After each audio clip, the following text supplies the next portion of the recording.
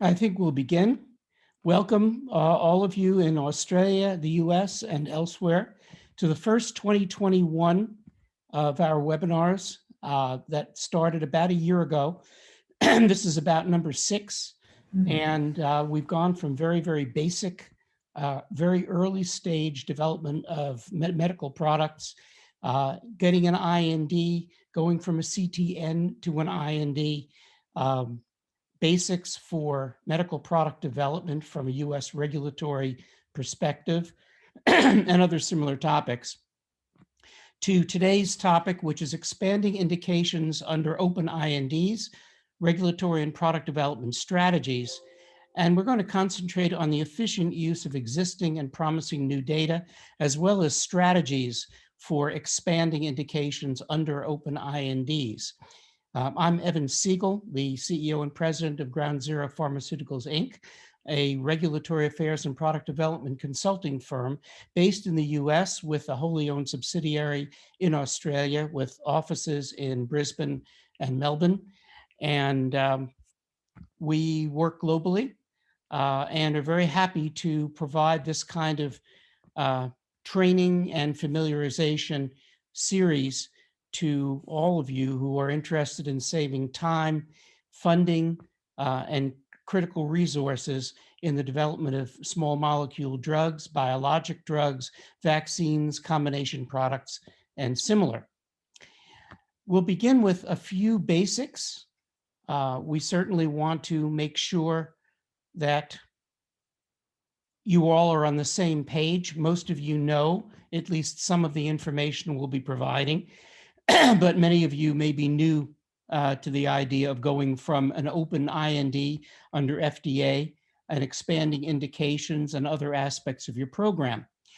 And this slide basically shows regulatory affairs as the most critical discipline in medical product development. You can have all the great non-clinical data, CMC information, medical writing, clinical data, if any, at the stage of development where you're starting here. But without the regulatory affairs to tie it together, to integrate those disciplines, you don't get very far in sophisticated regulatory jurisdictions. So the idea is to integrate those disciplines. Don't consider them separately, but rather have your experts, whether they are within your firm or your university or your clinic or your hospital, or external individual consultants, consulting groups, contract research organizations, make sure that you integrate the disciplines so they talk to each other, so they bounce off of each other. And that makes for a much more efficient process in medical product development. Modern regulatory strategies. You always need to realistically review your product and the indications that you seek, assess emerging safety and efficacy signals frequently. The fact that you may have successfully negotiated FDA review of your IND, and that in other regulatory agencies for CTAs or CTNs or what have you, you really must continue to assess on an active live basis emerging safety and efficacy signals. Sometimes those signals will take you in a negative direction for your program. You may have to fill in, you may have to change direction. Sometimes those emerging signals are so positive that you can accelerate your program. And that's one of the keys to expanding indications under INDs. If you have an inkling that you can expand indications, by all means, if you have the funding, the resources, and the time to do so, expand indications. It can get you a much better valuation for selling your product, your company, or moving into a more advanced form of development. So again, those active dynamic assessments are very important. Meet often and early with regulators. It's changed quite a bit since 20 years ago, but we used to see sponsors terrified of meeting with the FDA and other regulatory agencies for fear they would be told, no, you need to do some more before you can move ahead. Now the regulators are much more partners and facilitators in medical product development because it's realized that for public health reasons, working together with sponsors as partners is a much better approach than approaching regulators and sponsors in an adversarial manner. So meet often and early with regulators. Consider new clinical approaches.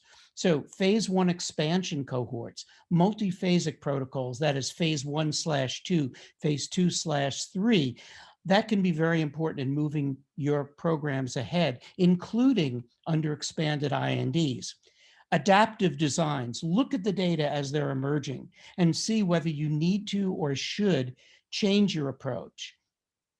Targets and markers across tumor types in oncology is one example of being able to expand indications under open INDs, or indeed studying multiple indications with the same target. It's become very apparent that the FDA is very much open to looking at more your target of your therapeutic rather than the genesis of organ, tissue, cell type in very discrete oncology indications. So for example, gastroesophageal carcinoma may have many targets in common with certain types of breast cancer. So you can target the targets across tumor types or across tumors from different origins using the same therapeutic approach. Go, no-go decision-making. This is in league with the frequent assessments. You need to realistically assess your market. I mean, for example, amyloidosis is a serious life-threatening disease. A new product was just approved for treatment of amyloidosis, alpha chain amyloidosis. This doesn't mean that others working in the field cannot move ahead, but it does mean that you need to realistically assess competitors and the types of data that got them over the line compared to what you may be attempting to generate during your development program. Make realistic financial and profitability projections. I don't have to tell any of you on this webinar that you really need to be realistic with yourselves and with your investors and the market and the street in general. If you make unrealistic projections, you're going to be in trouble and you may lose some credibility. The same thing with previous and emerging data. You're going to move ahead with your program, but what do your present data, what do your previous data really show in terms of the viability of moving ahead? And what about costs and time for development? How realistic are you if you have 10 million in the bank? How realistic are you to start 2 new phase 2 clinical trials? Those are very important considerations. If you're a leader in a new area, you have to be aware of the learning curve for the FDA in dealing with your area. And therefore, new opportunities can be mixed. When you're in a regulatorily uncertain area, you may need to generate more data to satisfy the regulators that you're appropriately protecting patients in your expanded or new clinical trial program. If you're a follower, make sure you don't ignore known previous issues for similar products. So if you know that companies have run into difficulty with a particular non-clinical issue, and you have a product in the same chemical or biological class, be aware that you may need to get over the same hurdles. And make sure whether a new IND is actually necessary. There are circumstances, and we'll discuss it later, where you don't need a new IND to move ahead on a new indication. You may be able to add indications to your present IND. So a new IND program may or may not be necessary when you change or add to your indications for your ongoing program. A new indication may be added to an existing IND, and this is not an exhaustive list, but these are typical possibilities. The new indication is covered by the existing reviewing division. CDER, Center for Drug Evaluation and Research, has multiple reviewing divisions that are tied to specific indications. Within the oncology office at CDER, there are at least 5 therapeutic reviewing divisions. So you could have, for example, a product for sarcoma and be looking at a prostatic carcinoma indication. And in fact, they're covered by different reviewing divisions. So if they are covered by the same reviewing division, you can often add a new indication for the same product to an existing IND. However, you may need to submit a copy of the existing IND and additional information that supports the new indication non-clinically and possibly clinically if they're in different review divisions. If the product is still covered by the applicable CBER office, Office of Vaccine Research and Review, or Office of Tissues and Advanced Therapies, those groups are not split multitudinously into different sub-indications. So you can submit for the same product multiple indications typically within the vaccine office and the Office of Tissues and Advanced Therapies. For example, a gene therapy. You can add a gene therapy indication to the same product IND very often, even though the initial indication may have been completely different. If the product is the same structure, you may be able to add an indication to an existing IND. If the primary mode of action of a new combination product, which includes the original active pharmaceutical ingredient, lies with that API. So essentially, that means that if you've got a combination product and it is primary mode of action is pharmacological and say is in CDER, if you add an indication for a new combination product indication, but you've got the same original drug API, you can typically add an indication to an existing IND for that combination product because, in fact, the primary mode of action is pharmacological, so it would be in the same reviewing center. And if the route of administration, unit dose, dosing frequency, and/or targeted patient population are the only changes, you can often add a new indication to an existing IND. If you've got a new product, then you typically would need a new IND as well. A completely new IND may be required or beneficial if the new indication, as I mentioned earlier, is in a different reviewing division in CDER. The product is not covered by the applicable CBER office. The original IND is not in electronic format, and/or future corporate plans include out-licensing or selling individual indications. Now, those latter two are a little bit less obvious. The FDA requires all commercial INDs to be in electronic format. If you are going to add an indication to an existing IND, it may be required or beneficial to create an entirely new IND in electronic format, and it would have to be electronic all the way forward. That also leads to a very positive outcome if you're out-licensing or selling an individual indication to a partner or to a third party. You don't have to deal with splitting out essentially pieces of an IND to the new party, but rather you would have a standalone IND. And that could be very beneficial in your discussions and negotiations. Well, you're going to be entertaining a new indication for an IND. What do you need for clinical trial initiation for that new indication? Do you just need to add a protocol to the existing IND, which is often the case, or do you need a brand new IND with a new protocol for a new indication? There are some very soft issues related to this that can be tied to a specific FDA review division or office, preference by you, the sponsor, or other reasons. So you have to consider each situation individually. What kind of CMC data do you need for that new indication? Well, if there's a formulation change, new analytical data, new stability data, and updating of drug master files as indicated. As you know, a drug master file is a file that deals with facilities, specific manufacturing processes, et cetera, that you can refer to, or that someone else owns and gives you the right of reference so that you don't need to submit all the manufacturing information every time you submit a new IND, or every time you change an indication and change a formulation. So essentially, it's a master file that does not need to be submitted to the FDA every time a new IND is submitted.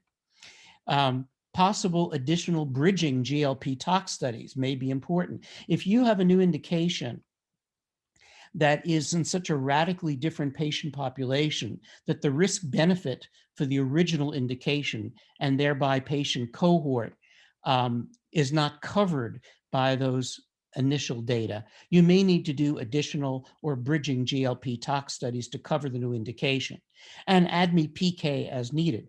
If your route of administration was originally oral, you're going to add an indication and it's going to be parenteral. You actually may need some additional PK or ADME studies to cover that. And that's a risk benefit, and that's a very individual situation that you will negotiate with the FDA. The preclinical, non-clinical package for new indications, you typically need pharmacodynamic studies, in vitro and or animal models. So if you're going to look at an anti-inflammatory for an anti-tumor indication, which actually happens quite frequently because of the inflammatory processes, which are often tied to certain oncology issues, you will need a pharmacodynamic study or studies typically to show that you have efficacy in a reasonably predictive model for the new indication, even though you may have a complete tox package and a clinical package for the first indication or the first indications. You will probably need pharmacodynamic studies. You may need GLP tox studies to cover a new duration of a human trial or new patient cohorts for which the risk benefit originally assessed through your tox and safety pharmacology package and your previous human clinical data. They may just not cover the new indication. And again, ADME PK as needed. Other preclinical studies, well, developmental and reproductive studies in males and females. If you have advanced oncology indication and you go to, say, a diabetes indication, the risk benefit is going to radically shift for your product. Even though you have clinical data, say, in oncology, you often have DART studies waived for very advanced cancers, and you may never need to do those studies. But if you're changing indication to a chronic or chronic progressive long-term indication with a very long endpoint, then you may need to actually develop data for DART. Likewise, irritation local tolerance for dermal or parenterally dosed products. If you go oral, you don't need typically local tolerance and irritation studies. But if you're going to use a cream or gel formulation or dose parenterally, you will likely need to do some local tolerance / irritation studies. And special studies, for example, juvenile animal. There may be situations where you have an adult indication, you're going to a juvenile indication. The adult data will often support, to some extent, the treatment of juveniles, but you may also need some juvenile animal tox, depending on the class of product, its mechanism of action, and the severity of the disease state that you wish to treat. Well, it's really important to create reviewable reports from early data. And this starts from your very first indication all the way through. If you have been developing data and you want to expand indications under an existing IND, you need to create reviewable reports from those data. In pharmacology, it would be primary and secondary pharmacodynamics and the ratio of on and off target effects. Safety pharmacology, tox, ADME, bioanalytical methods. You cannot rely on lab notebooks, and you cannot rely on slide decks and summary data that might be in your IB, for example, your investigator brochure. You need reviewable reports, and those reports will have a methods and materials.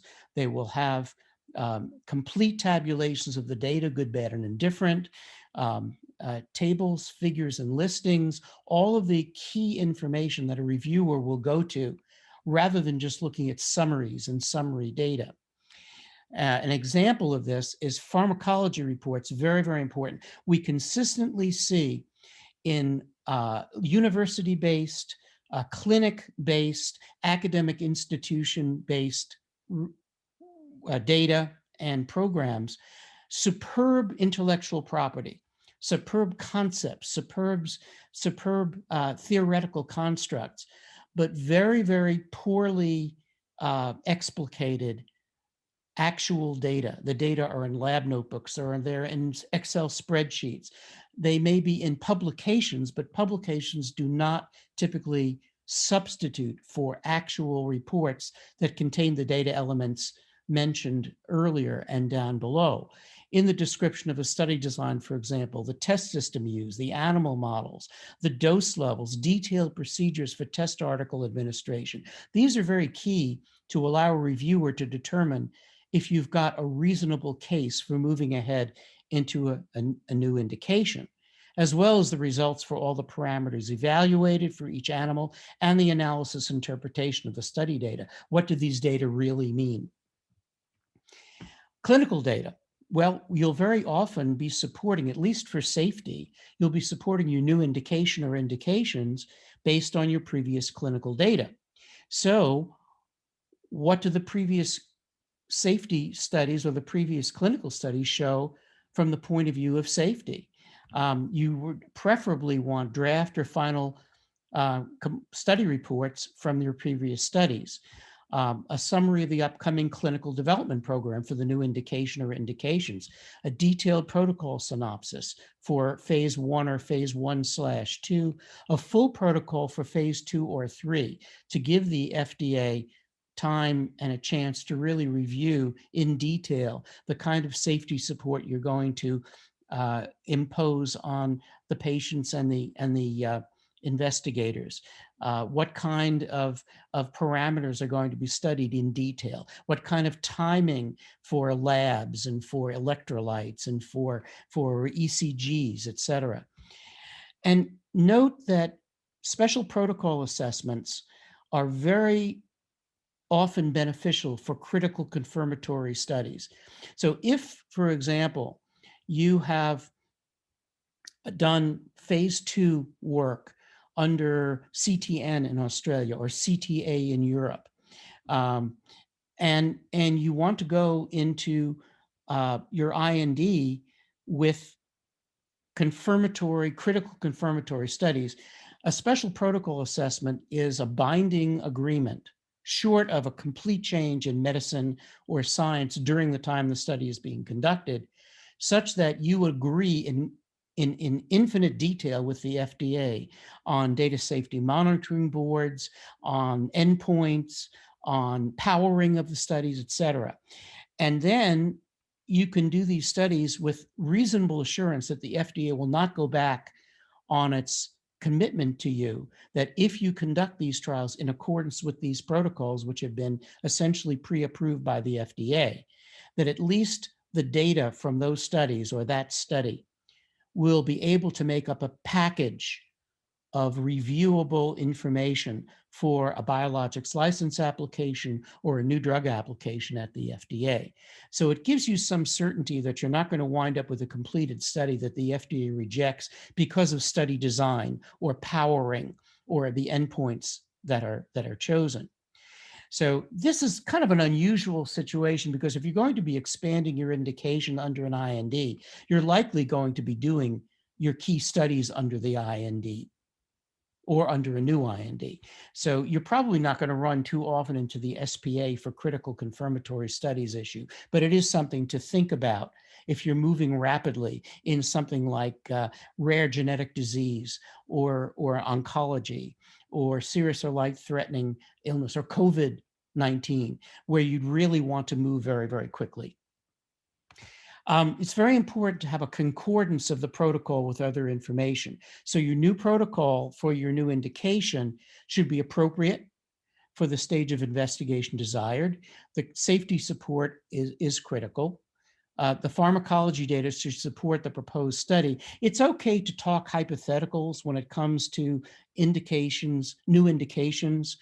However, it's important to have those data, as mentioned earlier, to support the fact that the same product that is being used experimentally in one indication or the initial indication or indications can also support the new indication. But you don't have to prove your mode of action. Now, there's a disparity in Europe and the US. The EMA really likes a lot of mode of action information to support a program.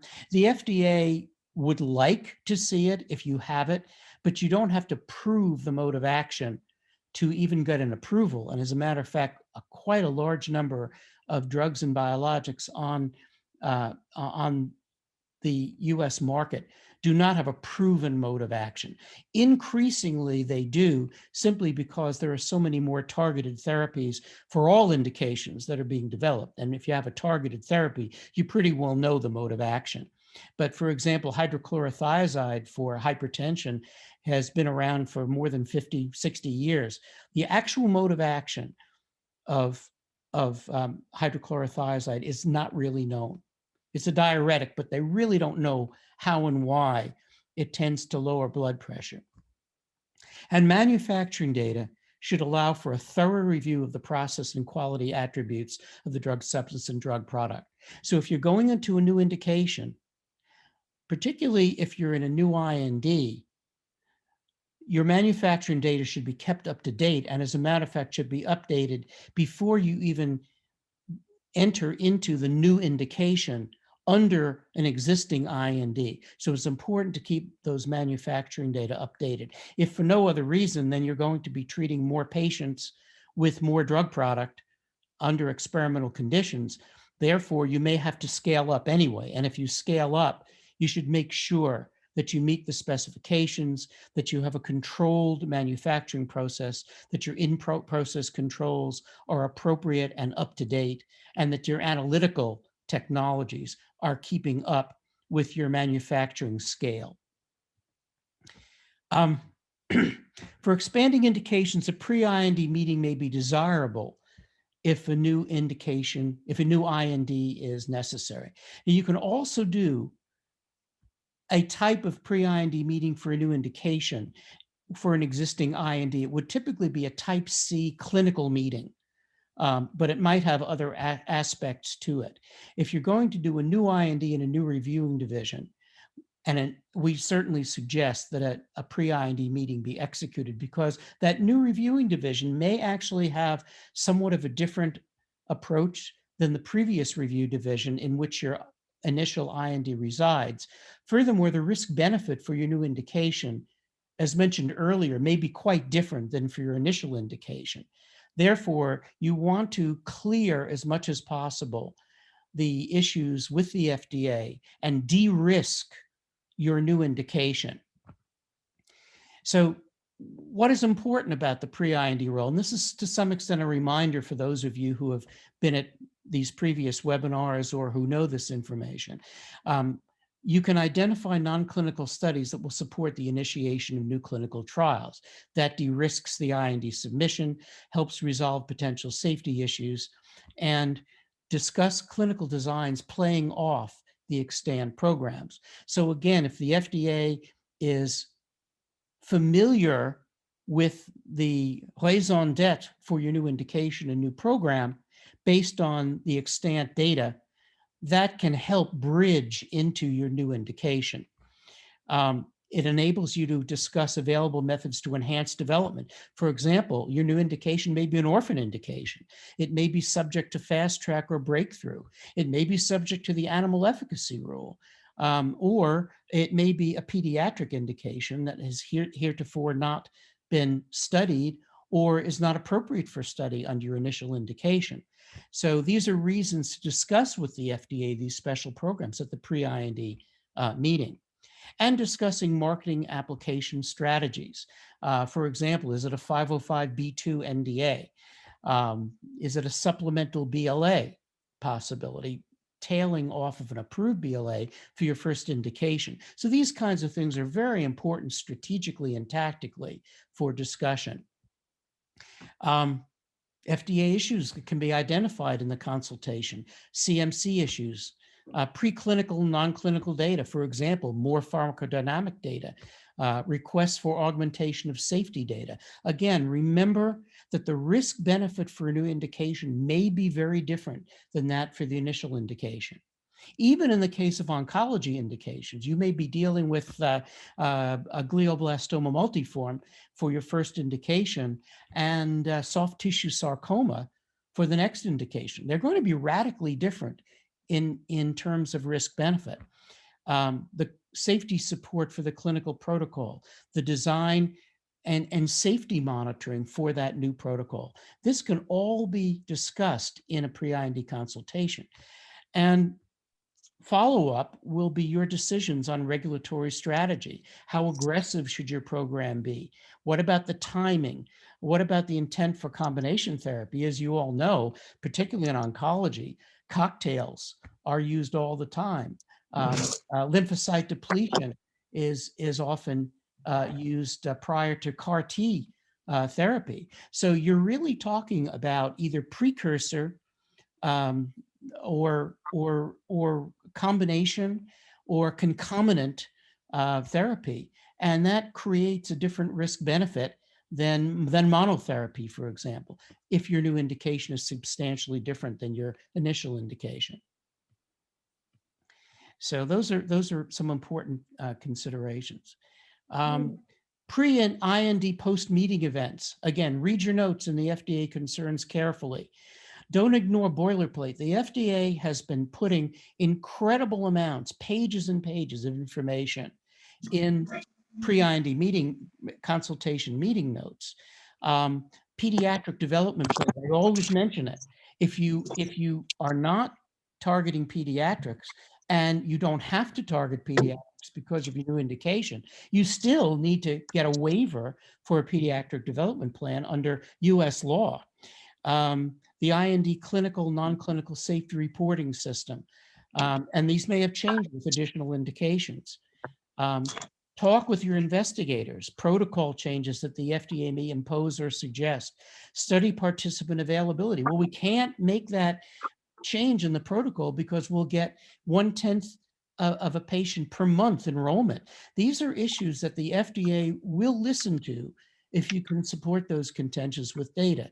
Once in a while, the FDA will miss and not realize that a significant safety monitoring issue or a clinical design issue may greatly decrease the probability of rapid enrollment.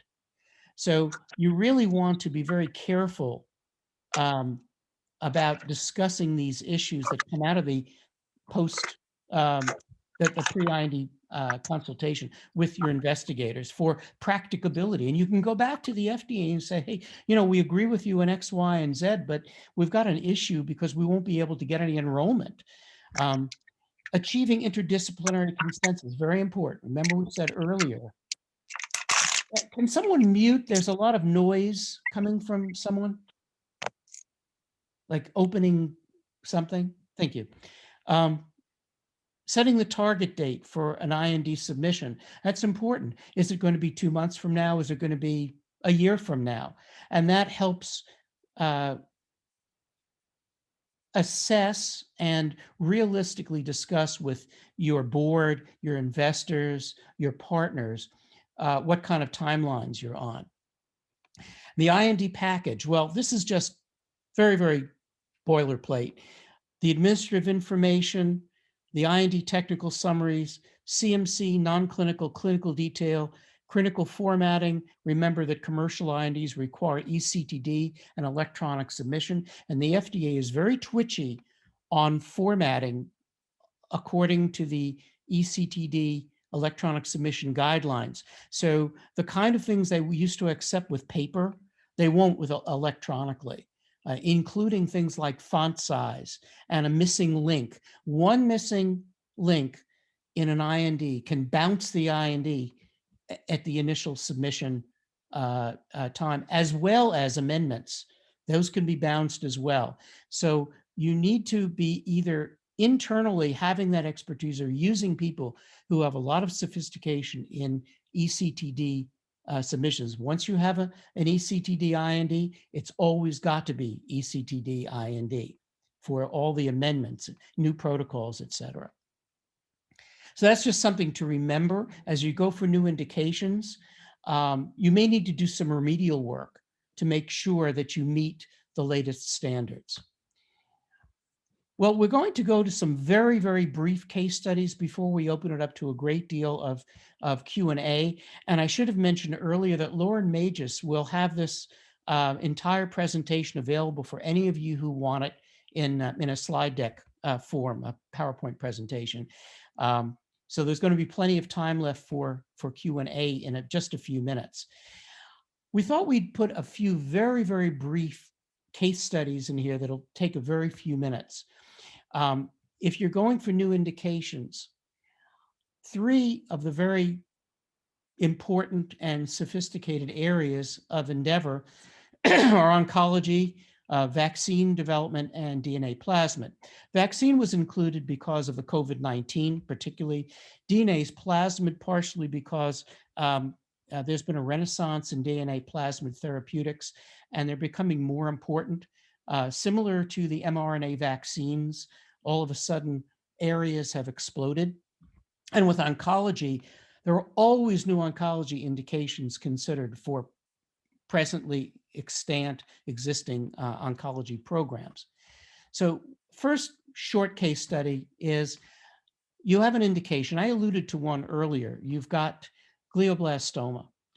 You use an intracavity introduction perisurgically for a particular product. So you're avoiding the blood-brain barrier. Now, this is not universal. It happens to be an example where you're treating GBM, you're using it perisurgically, you're introducing the therapeutic directly into the cavity where the GBM resides or has resided.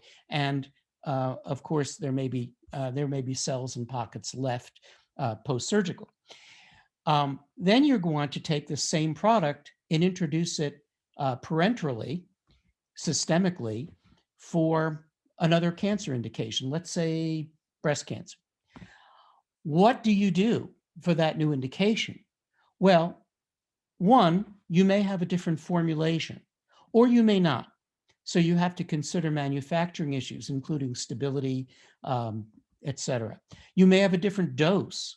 And if that dose goes beyond the dose tested for the GBM indication, preclinically and clinically, you actually may need to do some more systemic tox. What about clinical protocol? Well, obviously, the safety monitoring may be very different for the breast cancer study than for GBM. And obviously, in some forms of breast cancer, you have a much longer endpoint. With GBM, it tends to be unfortunately short.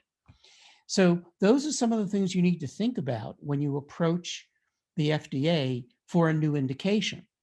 Obviously, if the API is the same, you're likely going to be able to use your existing IND for a new indication if it's in the same reviewing division. If it isn't, you will almost certainly, in CDER, need to go to a new reviewing division. If it's CBER, then, and it would be, typically, it'll be a biologic or an oncology vaccine, you can probably put an infinite number of indications into your original IND, but you again may need a new tox program or an enhanced tox program.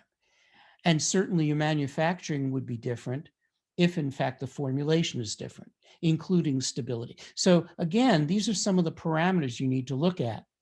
For vaccine, a classic example that is now classic would be you have COVID-19, you have variations in the spike protein and the subproteins around the spike proteins on the virus. We know those variants are emerging. They may lead to increases in infectivity with a similar pathogenicity for COVID-19 disease, or there may be enhanced pathogenicity as well as enhanced infectivity. So what do? You're studying a vaccine and you need to add an indication. In this case, maybe a small variant in the virus, but it may make a difference in the vaccine. So what you do is you would test that vaccine typically in an animal model, challenging with the new variant of the virus to assure that you have enough neutralizing antibodies to deal with that variance based on the changes you've made to that vaccine. You might actually, in a completely different example, you might, and then of course you would likely need to do at least a small clinical trial. That's open to question this point, whether you need to do a new clinical trial as such, because if you've tested the original vaccine for the original virus for which it was studied, and you in fact find that the neutralizing antibodies generated by the vaccine actually work against the new virus from the point of view of your in vitro and in vivo animal work, the FDA may not require a new clinical trial so as to get that vaccine or that vaccine booster out there. Another example in a vaccine that's a little bit more traditional might be a different dosing for a virus that's similar to, but not the same. So a vaccine against Ebola tested against SARS-CoV-2. That has actually been done. And so what do you need? Well, you will probably need a new animal model, and you will certainly need new clinical data to use that vaccine or to test that vaccine. Do you need to go into a new reviewing division? No, because it's still the Office of Vaccine Review and Research at CBER. For DNA plasmid, similar situation to a couple of the examples of numbers 1 and 2. If you're exchanging a sequence in a DNA plasmid therapeutic, and the only thing you're changing is the sequence, but you're not changing a vector that may have been used or the actual formulation, you may be able to do a limited potency assay and some safety work for that new sequence that's inserted in the plasmid, and you may not have to do an entire new program.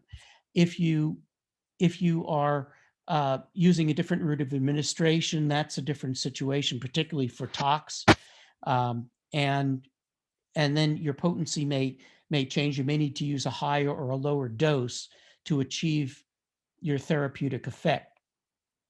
But you will still, again, you'll be in the same reviewing division, most likely, because the DNA plasmids are typically in the Office of Tissues and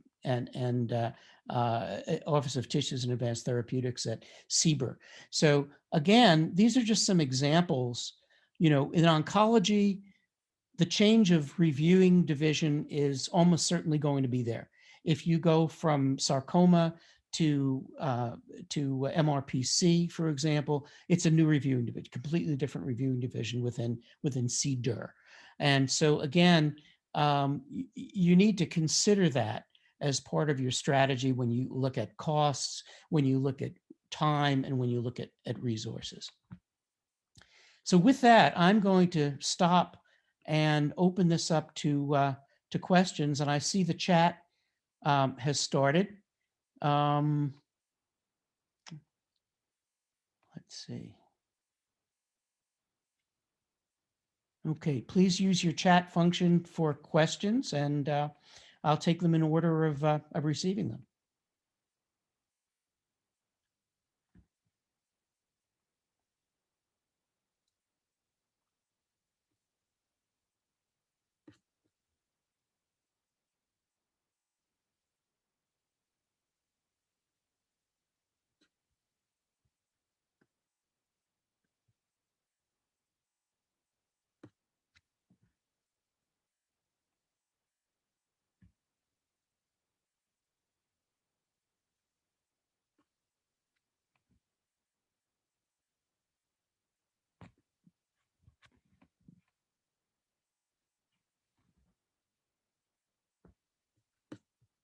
Have to be some questions. My goodness, we covered so much.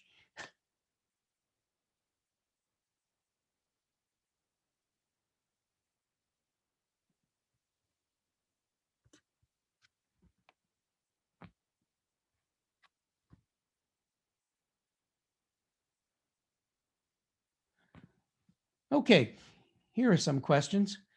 If the innovator company grants FDA access to the legacy IND, can the new developer request information at pre-IND meeting? And the answer is yes.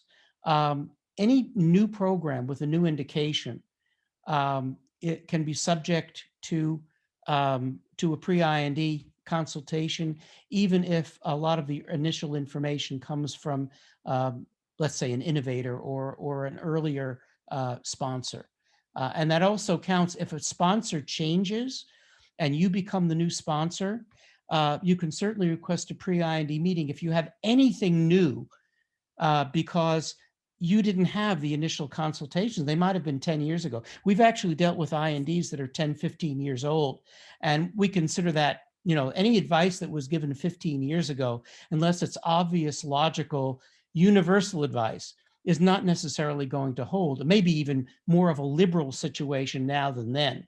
So a pre-IND can really, really be valuable. Change of treatment against different type of pathogen. Same drug, only change of pathogen. What type of studies? I'm not quite sure I understand that. Change of treatment against different type of pathogen. Do you mean same pathogen, different treatment, or same treatment, different pathogen? Okay, same drug, only change. Yeah, same drug, only change of pathogen. Well, yeah, it's a new program. I mean, your preclinical, from a human point of view, would not change unless the risk benefit is vastly changed with the change of pathogen.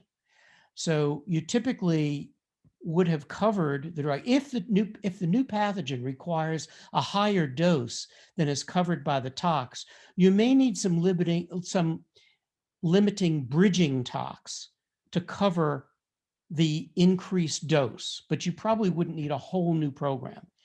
If the new pathogen is, for example, in pediatric, and the original pathogen was only in adults, you might need some more data to cover the use in pediatric age group.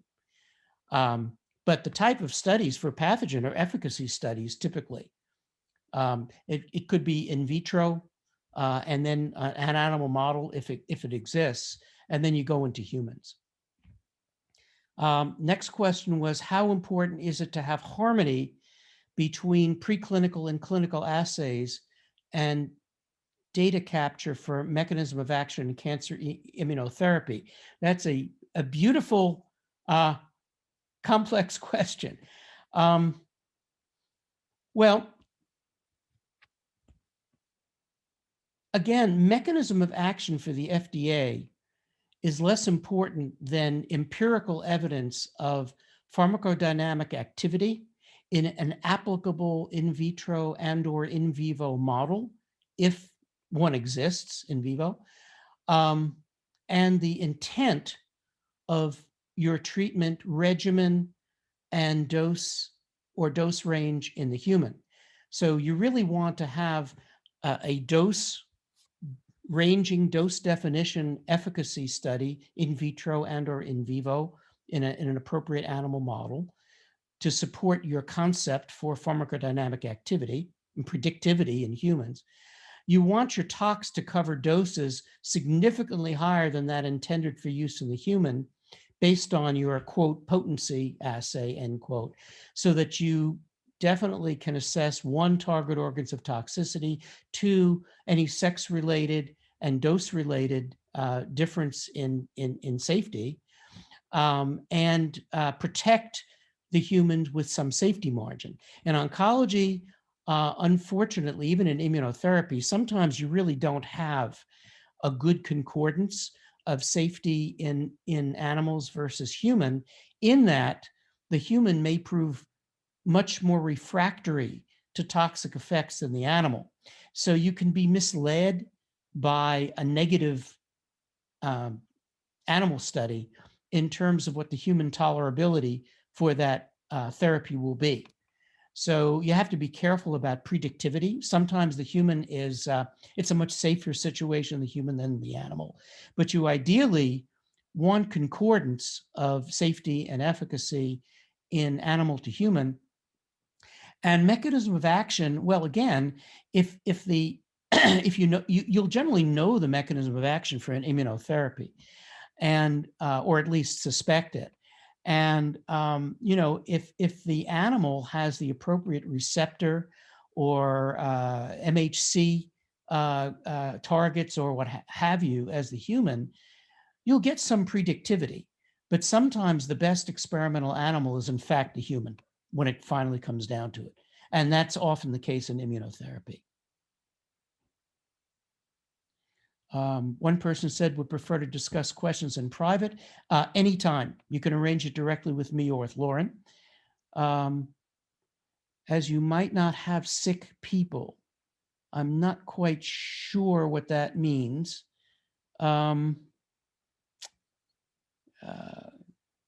As you might not have sick people, I'm not quite sure that what that means. Maybe if that can be explicated.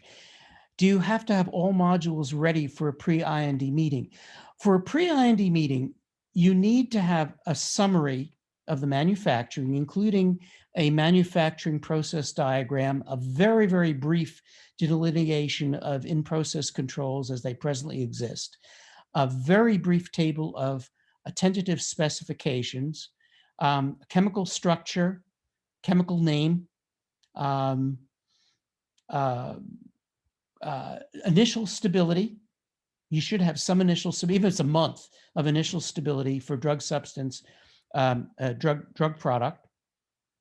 You need a summary of any preclinical pharmacology, toxicology, safety pharmacology data you may have, or at least whatever you have, and the plans for either conducting studies or what studies may be ongoing.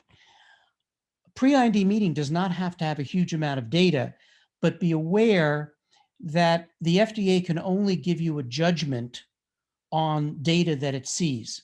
So if in fact the FDA likes the idea you have a 28-day repeat dose tox study to cover your 1 or 2 week human clinical trial, they'll say, yeah, sounds good, but they won't be able to comment on target organs of toxicity, safety margins, or anything else because they don't have the data.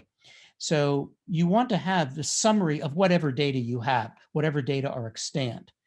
For human clinical, the only thing you need, if it's a first in man, is a protocol synopsis, not a full protocol, just a protocol synopsis.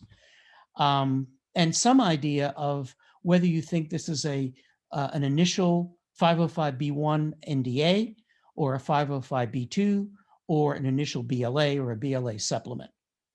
And that's one line. So that's the kind of information you need for pre-IND meeting. The package, you like to keep it at no more than 50 pages if possible. The meeting request letter is, 3, 4, 5, 6, 7 pages. It's short.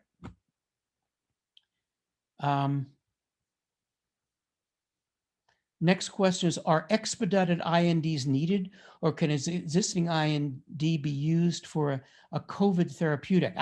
Excellent question. We recommend, and the FDA recommends, that anything COVID related go through the COVID portal at CDER or CBER. And there's also one at CDRH. But essentially, you can have an accelerated pre-IND consultation for COVID. We did one recently where we contacted the FDA. This is before the actual portal was, just before the portal was fully operational. We contacted the FDA through their expedited contact for COVID at CDER. They got back to us in 24 hours. We sent a short package in. And 24 hours later, they said, okay, this is suitable for a full pre-IND. We want the package to go immediately to X, Y, and Z. 2 weeks later, we had the consultation. So that was COVID. And they're doing that regularly. I would not put anything with COVID relatedness into an existing non-COVID IND. Where would you draw the new IND line with breast cancer? Would TNBC and luminal be non-hormone responsive, make one logical IND, and hormone responsive make another possible package? If it's, first of all, it's the same reviewing division for TNBC and luminal B. So you can put a new protocol for the new program in to your present IND. You don't need a new IND if it's the same product. You could do a type C consultation to make sure that you're on the right track for the new indication. But you really don't need a separate IND. As a matter of fact, the FDA would probably discourage a separate IND. We have several more. That's good. A small molecule repurposed as a COVID-19 medical countermeasures may qualify for an MCM priority review voucher. As you know, Gilead received a PRV for remdesivir. Could the PRV status be clarified with the agency in a PIND meeting? The answer is yes, but it depends how much data you have to show. We and the FDA strongly recommend you don't go for a pre-IND meeting with the FDA for COVID unless you actually have at least an animal model or maybe a couple of in vitro models showing that you have activity against COVID-19, against the virus, or a specific known complication of COVID-19 disease. So, so the priority review voucher, and I mean, that's after, I mean, remdesivir had an extensive dossier associated with it. It was very far along in development. So your PRV status clarification pre-IND meeting would only be based upon the fact that you have a substantial body of data, not on hypotheticals. I hope that helps, and I'll be glad to do a follow-up on that if that wasn't clear enough. Okay,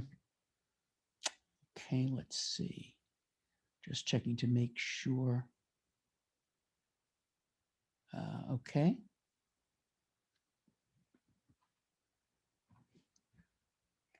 More questions or follow-ups on the ones we just talked about?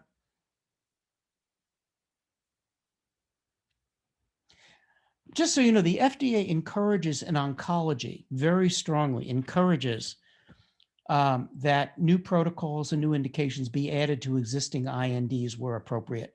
They really don't want to see a whole proliferation of new INDs for new indications, even with a substantial body of data. If you've got the same molecule and you've got an open IND, the FDA in oncology particularly prefers that you not proliferate new INDs for the same product in the same reviewing division.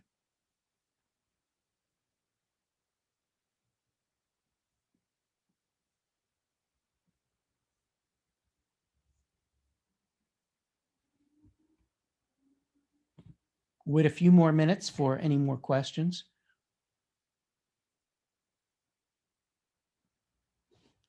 And there is so much more we could cover and so many more permutations, as you can imagine, but we hope to cover some helpful issues related to expanding INDs. And by the way, you know, whether you're an Aussie, an American, European, Canadian, what have you, the same principles hold. There's no prejudice for foreign programs at all at the FDA. Do you need GMP for an IND?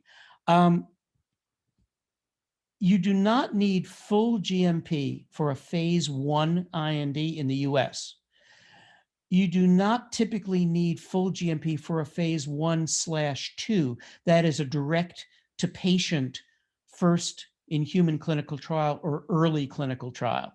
If you're doing an 18 patient PK study with safety as your primary PK and maybe an initial indication of efficacy, you don't need full GMP. For phase 2 and beyond, you definitely need full GMP in the US.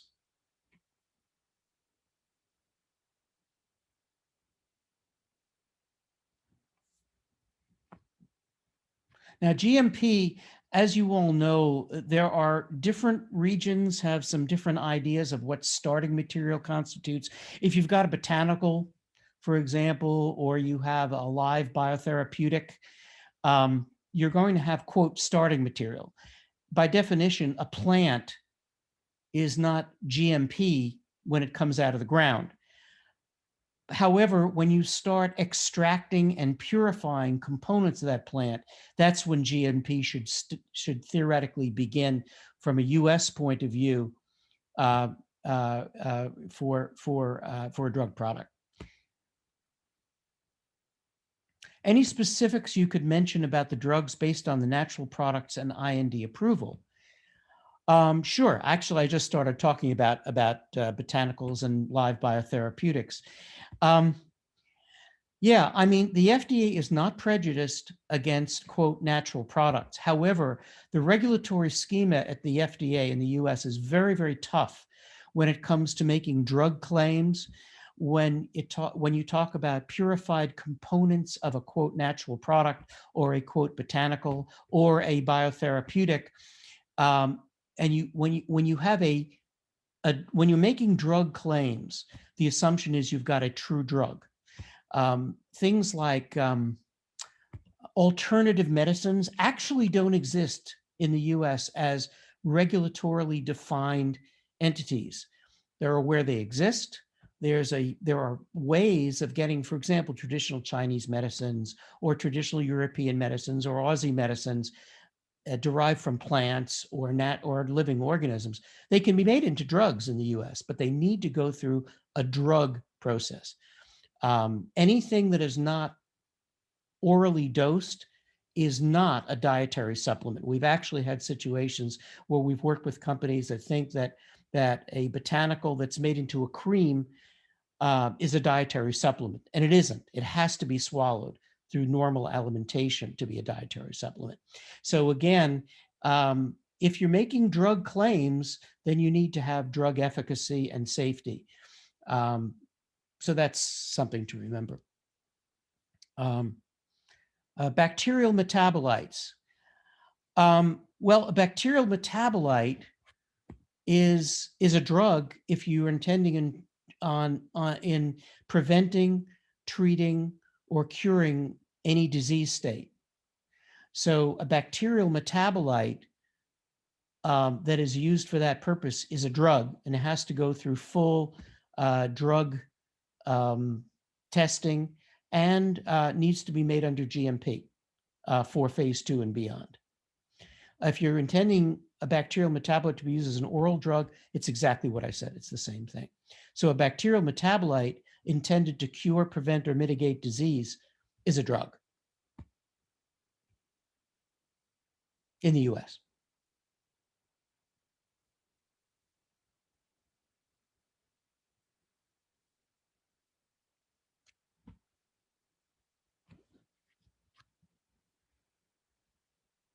And of course, as all of you know, the vinca alkaloids, for example, for cancer chemotherapy, which have been on the market for, I don't know, 70 years, vinca alkaloids come from the periwinkle plant. They are botanicals, and they're made into drugs, purified at first, and now, I guess, synthesized. But quite a number of synthesized drug products actually were originally derived from plants and other living organisms. And so there's always been a mechanism to get those products in the market in the US.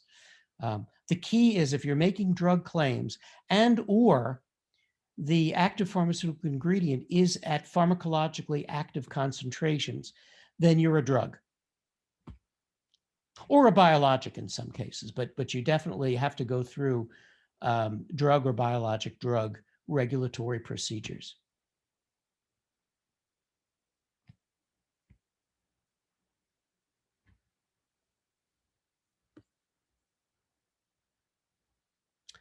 Well, all right. I think that might be it for today. Thank you, everyone, for joining, for your insightful and important questions. Feel free to contact Lauren. I will be glad to have a follow-up chat with any of you if you have additional questions. And as Lauren says, if you have any additional topics, we're going to keep giving these. But we're not mind readers, so anything that you find that might be important, we'll be glad to make a presentation out of it.